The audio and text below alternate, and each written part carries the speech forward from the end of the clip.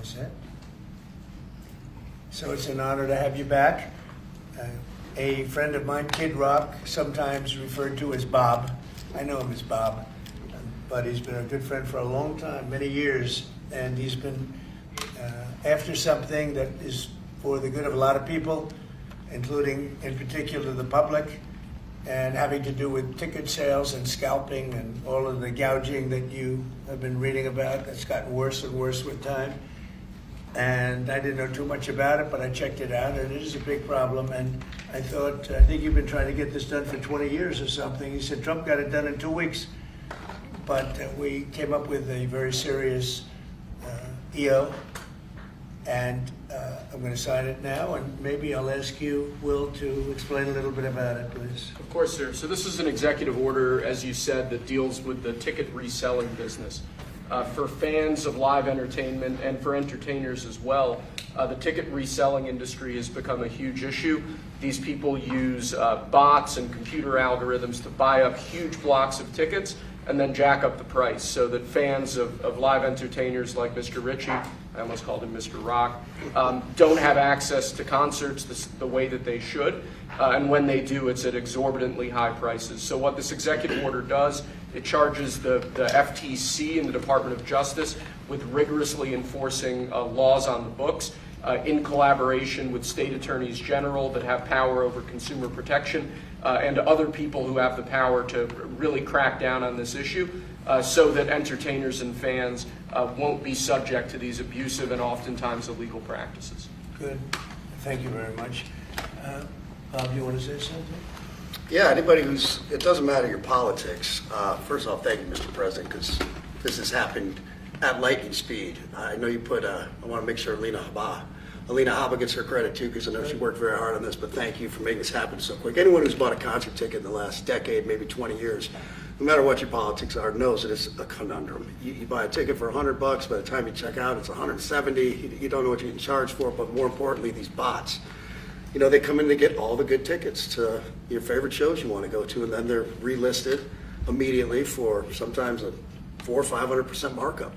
And the artists don't see any of that money. And, you know, ultimately, I think this is a great first step.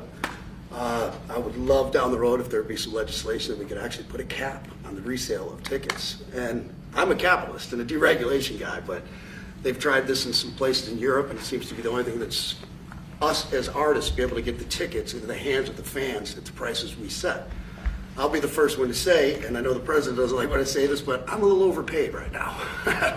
It's kind of ridiculous. I would rather be, you know, a hero to working class people and have them be able to come attend my shows and give them a fair ticket price. I can't control that right now, so hopefully this is a step to really be able to make that happen. You know, a lot of artists and a lot of fans who love concerts and music are going to be very appreciative of you taking this. And I think Bob is more interested in the fans and the people that are having to pay crazy prices than he is the artist.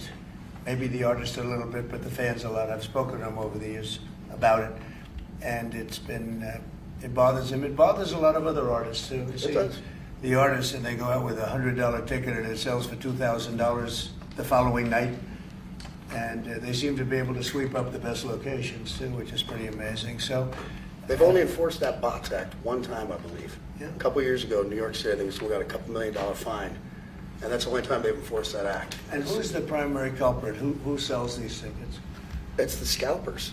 It's these bots go in and they're automated, so you're. But is there a company involved?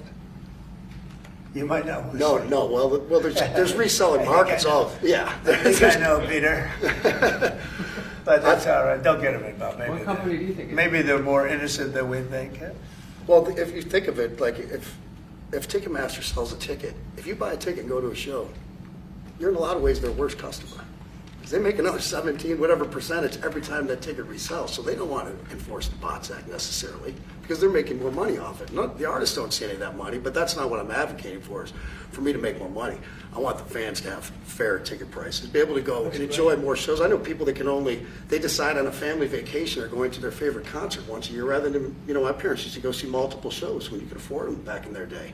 And I'd like to take my ticket prices lower, but if I set my ticket prices low, these bots immediately eat them up. And they resell for hundreds of dollars more, and I'm just making these bad actors rich. Well, I think this is a big step to getting it stopped. Do you have something, Brian? Yeah, I do actually. I actually feel that the consumer is going to take the money that they've saved and actually buy merch, which you guys have a big percentage of, or do concessions, which you guys split with the venue on that as well. So I think their We money don't goes share for it. concessions a lot. No? No, those are, we try to, but they don't want to share it in the beer prices and parking or any of that stuff. But the bottom line is there's money for everyone to be made.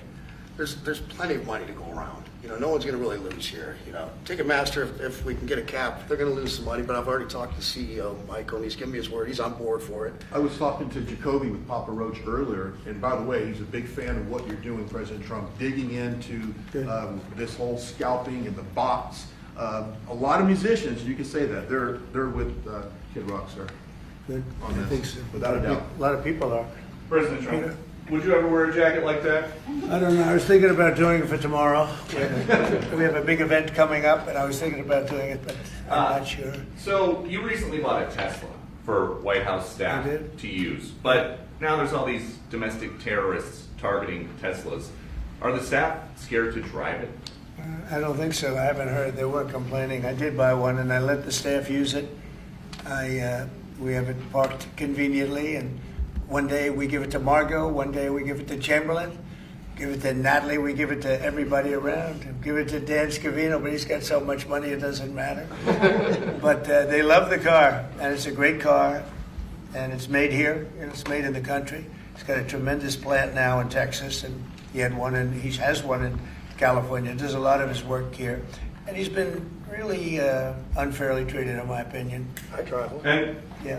there's this other story. I know it's hypothetical right now, but if you were allowed for some reason to run for a third term, is there a thought that the Democrats could try to run Barack Obama against you I'd love that. for his third term? Boy, I'd love that. That would be a good one. I'd like that. No, people are asking me to run, and there's a whole story about running for a third term. I don't know. I never looked into it.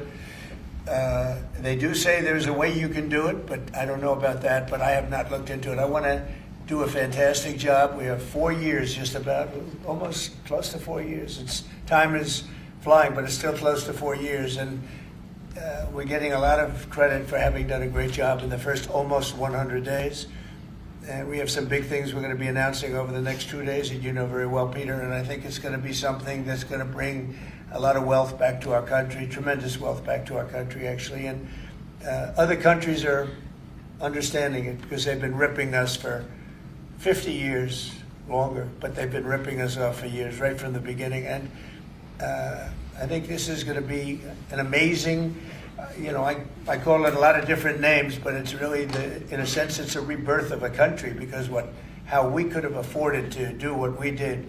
We help everybody, and they don't help us. I really, the term I like best probably is the liberation of America. It's the liberation of this country, because it's incredible. Look, we have 36 trillion in debt for a reason, and that accumulates over a long period of time.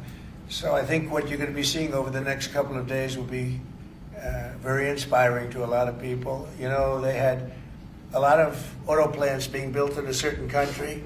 I don't want to mention the country because we get along great with the country, but those plants aren't being built there anymore. They gave them up today and yesterday, day before, and they're building them all now in the United States. And we have many examples, not only auto plants, chip companies from Taiwan are coming in. The biggest, Mr. Wei, he's big. I said, you are a smart guy, aren't you? I've been reading about him over the years, but he controls a large portion of the chip business, as you know.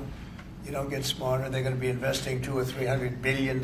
Apple's investing $500 billion. You know, they always built their places in China. Now he's building here. I think because of you speak to Tim Cook, because of the election, but maybe more importantly because of the tariffs. You know, he's got really an obligation to do it. But we have many, many companies that you haven't even heard of. But I think we'll be at $5 trillion very soon. And if you think about this, we've never been anywhere near that. I don't know if we've ever been at $1 trillion. What do you mean by that? We're 500. What do I mean by trillion? 5 trillion. What are you referring to, sir? I think that we're going to be at $5 trillion of investment. I think you're going to have investments very shortly.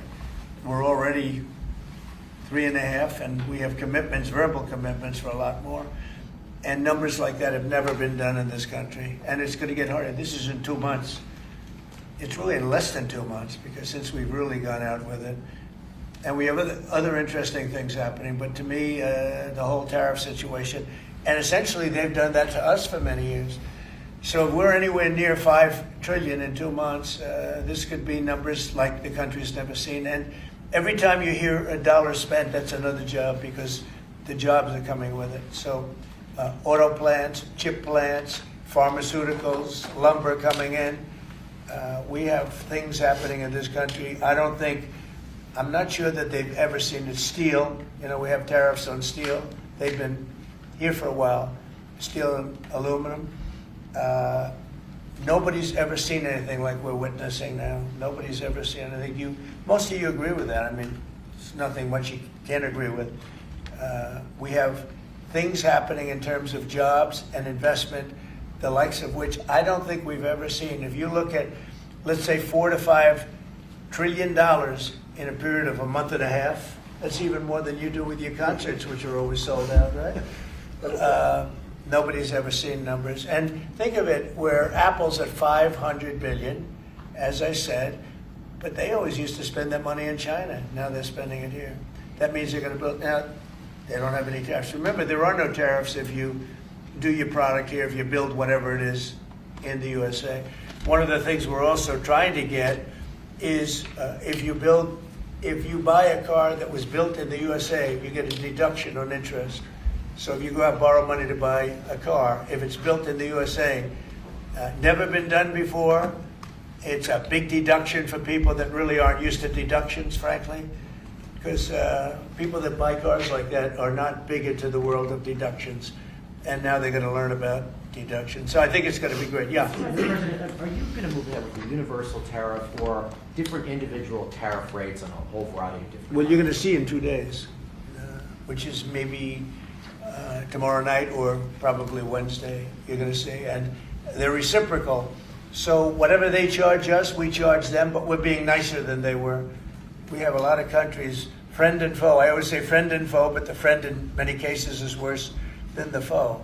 They took advantage of us. And we are going to be very nice by comparison to what they were. The numbers will be lower than what they've been charging us, and in some cases maybe substantially lower, but we sort of have a world obligation perhaps. But we're going to be very nice. Relatively speaking, we're going to be very kind. Mr. President, you met with the chairman. Somebody said that about me the other day. They said, who doesn't know me very well, they said, "You're such a kind person." And I said, "Say that again." They said, "You're a kind person." I said, "I've never heard that before." It was a weird segment. I was kind. Who said that? I've heard of words. I don't know. I better not tell you.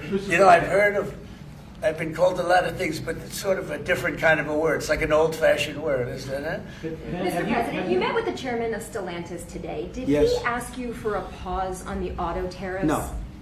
What was that meeting about? Just about some of the problems they have with the environmental, which we're going to clean up. Have any of the automakers... We're going to probably go back to 1920. If you look, we're going to go back probably to a 2020 standard. So we'll have 2020 standard, and that's just a few years ago. Oh, they're making it so difficult all over the world. They're making it. It doesn't mean a damn bit of difference either for the environment. It doesn't matter.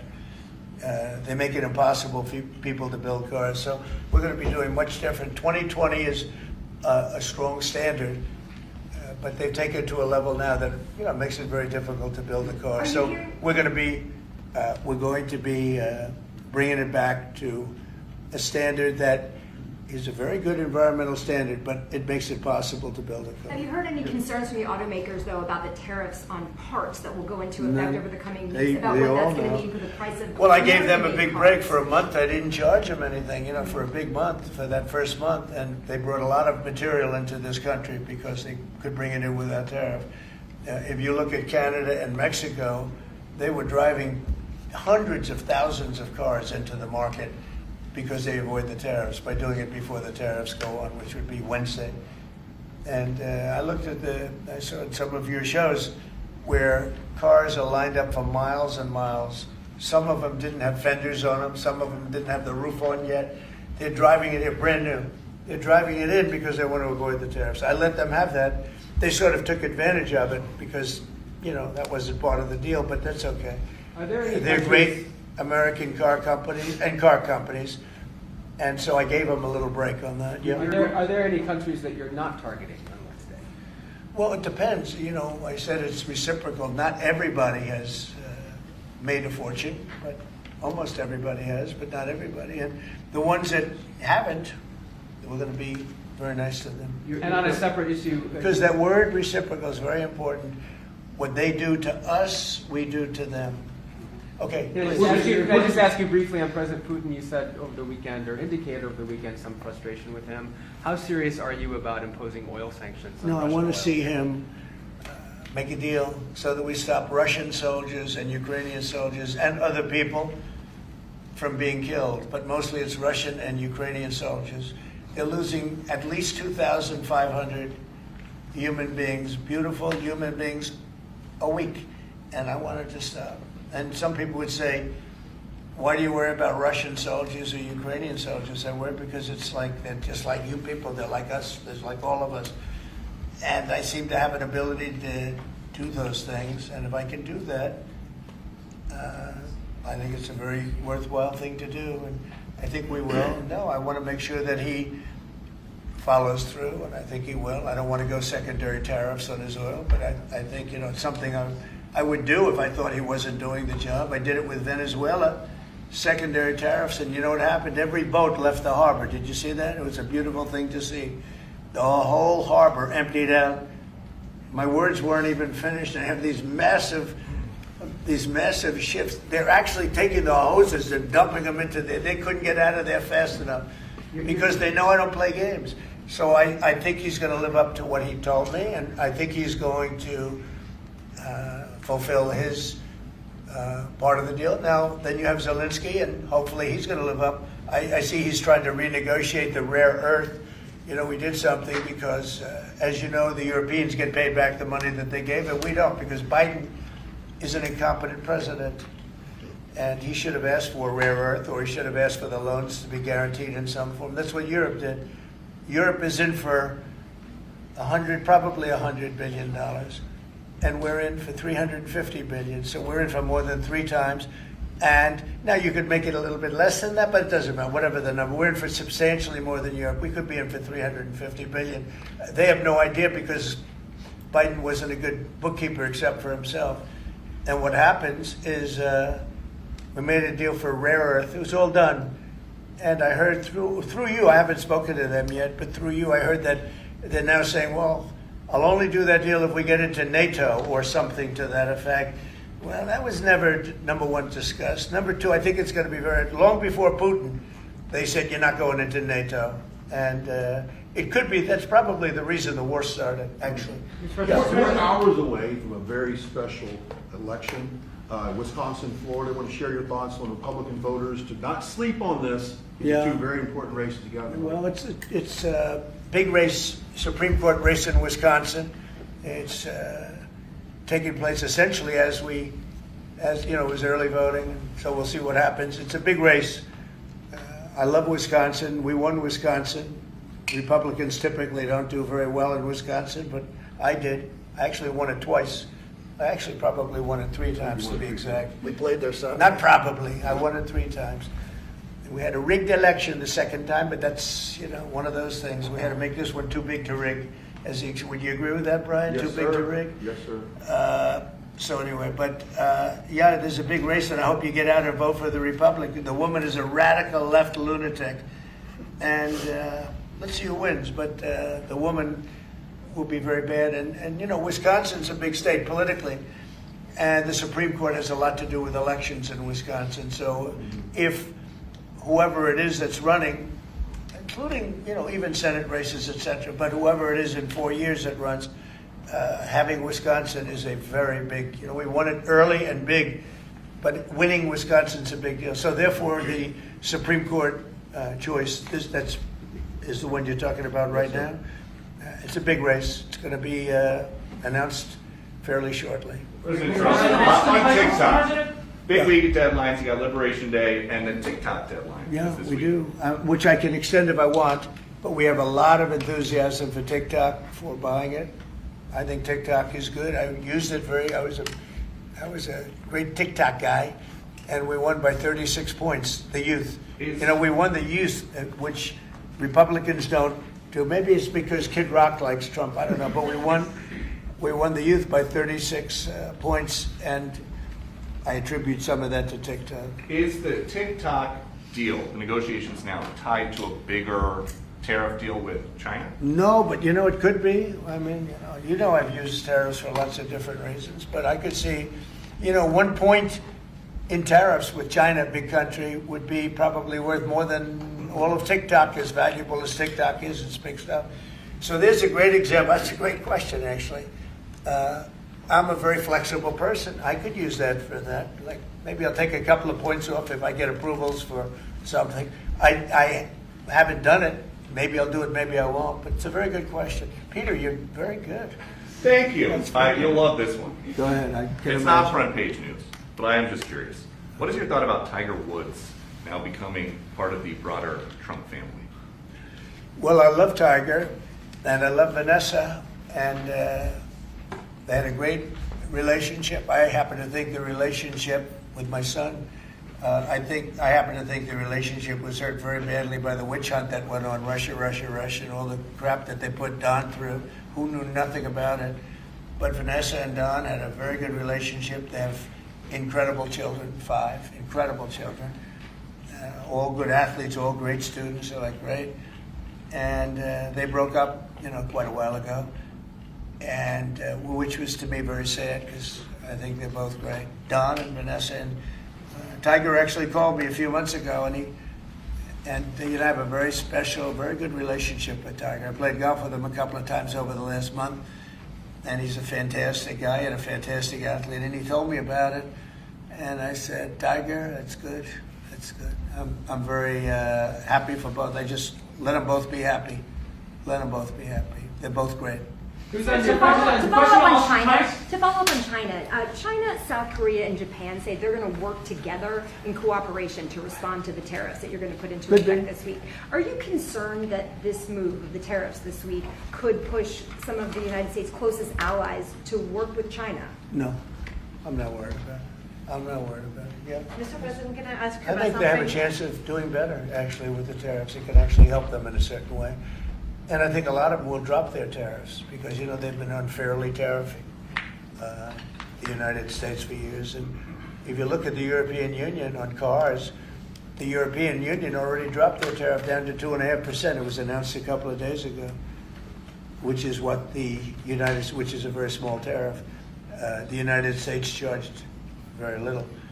And I think I heard that India just a little while ago is going to be dropping its tariffs very substantially. And I said, why didn't somebody do this a long time ago? A lot of countries are going to be dropping their tariffs. About something that happened in France today, Mr. President. Marine Le Pen, the far-right leader, got convicted in court and is now banned from running for office for 5 years. Do you have a comment? That's a big deal. That's a very big deal. I know all about it, and a lot of people thought she wasn't going to be convicted of anything, and I don't know if it means conviction, but she was banned for running for 5 years, and she's the leading candidate. That sounds like this country. That sounds very much like this country. Okay, anybody else? You've been presented with a bunch of proposals for tariffs by your advisors that you're talking about that idea publicly. And who? That your advisors have presented ideas They to you do. about tariffs and what to do in the next few days. Have you settled Well, on you're any? going to see. I've settled, a long time ago. But we talk about it. We talk about it a lot.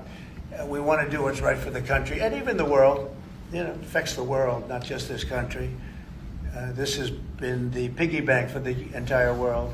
So it really does affect the world, and that's important to me also. Yeah. Yes, Mr. President, in the past you have said that you want the quick return of Austin Tice, a Marine Corps veteran and a journalist who went missing in Syria over 12 years ago. Yeah. Have efforts been made to locate Austin Tice been extended beyond Syria, including potential leads in Iran? And do you have plans to get in touch with Ms. Deborah Tice, the mother of Austin Tice, and also at the same time, organizations like Hostage Aid Worldwide have been on the ground in Syria searching for Austin Tice for many years. Can I get your comment on the future, potential future plans to locate Austin Tice and to bring him home finally? So we've been looking, as you know, for Austin for years.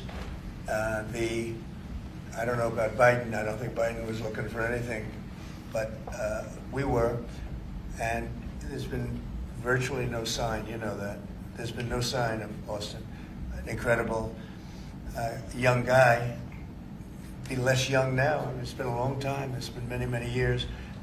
The mother is fantastic. She's a very committed mother that her whole life is to find her son, who was in Syria and just disappeared off the face of the earth. So, you know, a lot of bad things happen. But we're always, you know, we will never, until we find out something definitive, one way or the other, we'll never stop looking for him. But we have been, and the response, it's just a lot of dead ends. He's been gone for a long time. The problem is there's never been a sighting. You know, sometimes you'll have somebody you're looking for him and there's a sighting. There's never been a sighting of Austin, but we are out there and we have great respect for his family and for his mother. She's been unbelievable. Yeah, Mr. President, a question about... No, behind you. Oh, apologies. Yes, you've had outreach with the leaders of Russia and China. You've made an outreach to Iran. When are you going to plan to reach out to North Korea and Kim Jong-un? Anytime in the near future? Well, I do. I have a very good relationship with Kim Jong-un. Now, you people hate to hear that, but it's very important. I got along with him fantastically, as you know. It started off very rough, very nasty. Little rocket man, the whole thing was a nasty deal. And then one day we got a call that they'd like to meet. We met. We have a great relationship. And yeah, we have, there is communication, yeah. Mr. I President, think it's very important. You know, he's a big nuclear nation, and he's a very smart guy. I got to know him very well. You remember, I put my foot across the line, and then I walked across the line. I don't know if Secret Service was thrilled with that. They actually wasn't. They were not too thrilled. But I have a very good relationship with him. Yeah, we'll probably do something at some point. Yeah, please, Jeff. who's on your short list, Mr. President, to replace Elise Stefanik as U.S. Ambassador to the UN? So we have a lot of good people that want it. First of all, Elise is fantastic, and I just don't want to take chances with you guys saying, how is the election going? We have a congressional election that's a little bit close. I guess the one is in good shape, but the other one's a little bit close. But Randy Fine is a great guy. They're both good candidates. They're very good. But it's, you know, a little bit, we want to be careful. And Elise is very popular in her district, and so am I. We won by a lot of points, and so did she. And there's a lot of people that wanted to run for it, but we have no idea, are they going to win it? I think it's just security. And I said, Elise, what about going back? Because they love you there, and she's going to take a big leadership position with Mike Johnson and the group, the speaker. And I can tell you that for the replacement, we have a lot of people that have asked about it and would like to do it. David Friedman, Rick Grinnell, and maybe 30 other people. Everyone loves that position. That's a star-making position.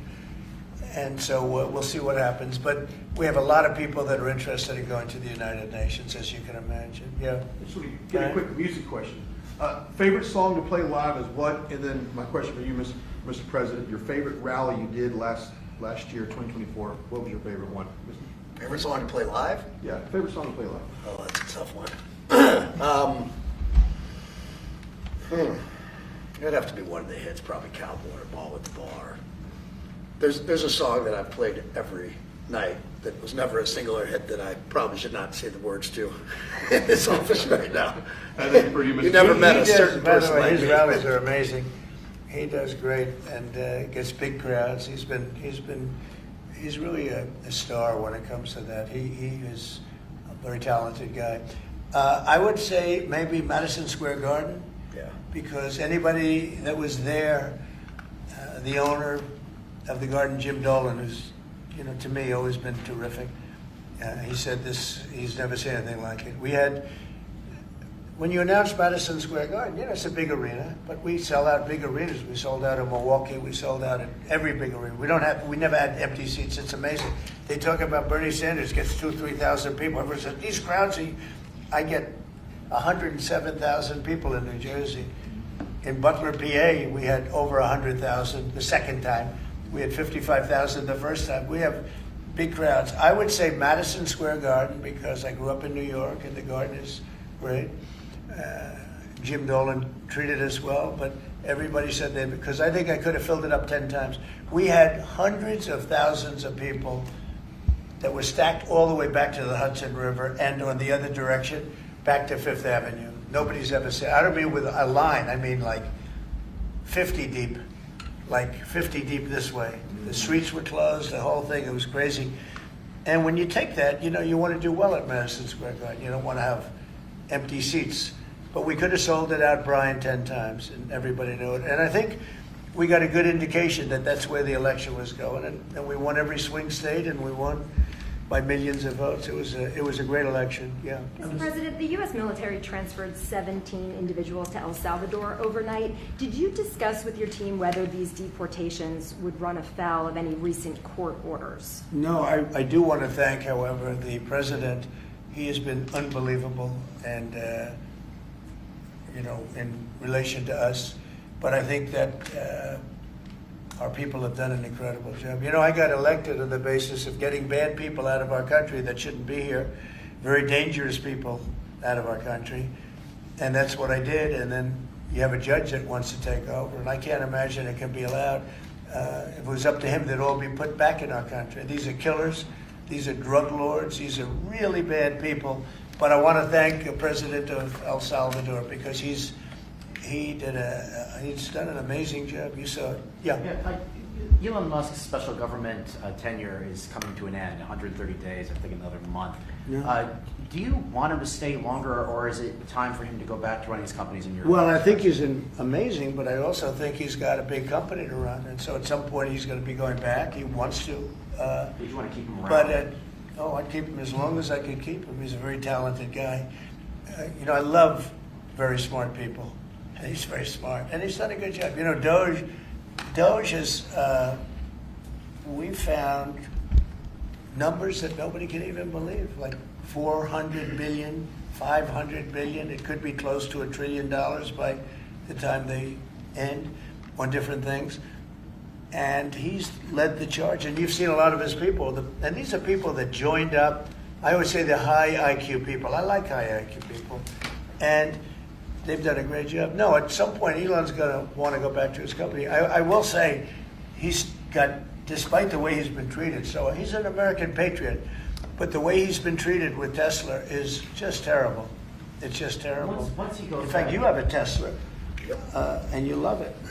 You love it. He was saying before he bought a Tesla, he loved it. A lot of people are buying Teslas, I think, and I hope they are. He should not be treated that way. He's done an incredible service to our country. Well, once he goes back, is DOGE going to keep operating even without Elon here? Well, I can't tell you that. I can say this, that a lot of the people that are working with DOGE are the secretaries, the heads of the various agencies, and they've learned a lot, and they're dealing with the DOGE people.